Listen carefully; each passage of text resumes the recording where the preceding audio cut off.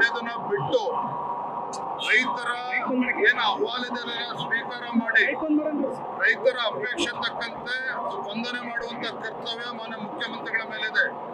ಬಿಡದಿ ವಿಚಾರದಲ್ಲಿ ಯಾರಿಗೂ ಕೂಡ ಖಂಡನೆ ಕೊಡ್ತಾ ಇರ್ತದೆ. ಫಲವತ್ತಾಗಿರ್ತಕ್ಕಂಥ ಜಮೀನು ಕೃಷಿ ಚಟುವಟಿಕೆಗಳಿಗೆ ಯೋಗ್ಯವಾಗಿರ್ತಕ್ಕಂಥ ಜಮೀನನ್ನ ಕಿತ್ತುಕೊಂಡಿದ್ದಾರಲ್ಲ ಮಾನ್ಯ ಮುಖ್ಯಮಂತ್ರಿಗಳೇ, ಆ ಭಗವಂತನ ಚಟುವಟಿಕೆ ಸಾಧ್ಯ ಇಲ್ಲ.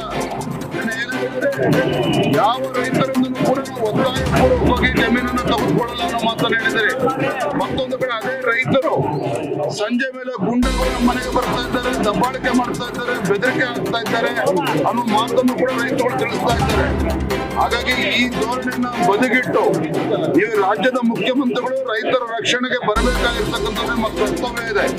ಇಲ್ಲ ಅಂತ ಹೇಳಿದ್ರೆ ಇವತ್ತೇನು ರೈತರು ಮನೆ ಅಧಿಕಾರಿಗಳಿಗೆ ಬರ್ಕೊಂಡು ಇವತ್ತು ಓಡಿಸಿರ್ತಕ್ಕಂಥ ಘಟನೆ ಆಗಿದೆ.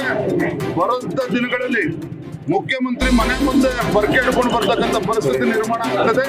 ಅದಕ್ಕೆ ಹೋಗಬಾರ್ದು ಅಂತ ಹೇಳಿದ್ರೆ ನಿಮ್ಮ 3 ಜನ ಏನು ಸಮಿತಿಯನ್ನ ಮಾಡಿ ಕೂತಿದ್ದೀರಿ, ಈ ನಾಟಕವನ್ನ ಬದಿಗಿಟ್ಟು ಆ ಬಿಡದಿ ಟೌನ್ಶಿಪ್ ಅನ್ನ ಕೈ ಬಿಡ್ತಕ್ಕಂಥ ಕೆಲಸ ಮಾಡಿದ್ರೆ ನಿಮಗೂ ಕೂಡ ಶ್ರೇಯಸ್ಸಿದೆ ಅದರಲ್ಲಿ ಅನ್ನೋ ಮಾತನ್ನ ಸಂದರ್ಭದಲ್ಲಿ ಯಡಿಯೂರಪ್ಪ ಹಾಕಿಕೊಡಂತ ಮಾರ್ಗದರ್ಶನದಲ್ಲಿ ಹೋಗ್ತಾ ಇದ್ದೀನಿ, ಅವ್ರು ಕನಸೋದು ಅಂತ ಹೇಳ್ತಾರೆ.